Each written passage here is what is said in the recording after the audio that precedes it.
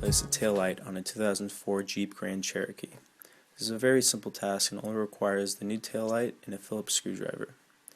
The first step is to open the tailgate, and on the taillight you will be removing, there are two screws that you'll have to remove as shown. Take the Phillips screwdriver and remove the two screws and remove the holder. Now remove the old taillight by pulling on the taillight towards the back of the car, and it will take a good tug.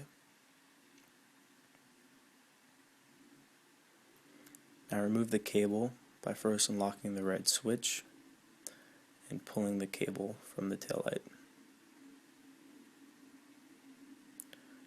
Set the old taillight aside. Take the new taillight and first plug in the cable you just removed and lock the red switch in place.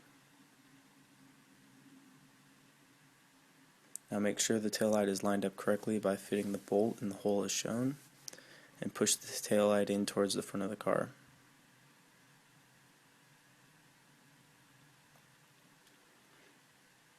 Now replace the holder with the two screws, making sure that the holes for the screws line up with the threads.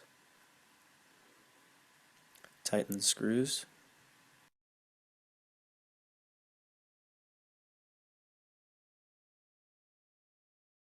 Double check to make sure the screws are tight. Close the taillight and the taillight is replaced. The last step is to make sure that the lights are working properly. So turn on the blinker, apply the brakes,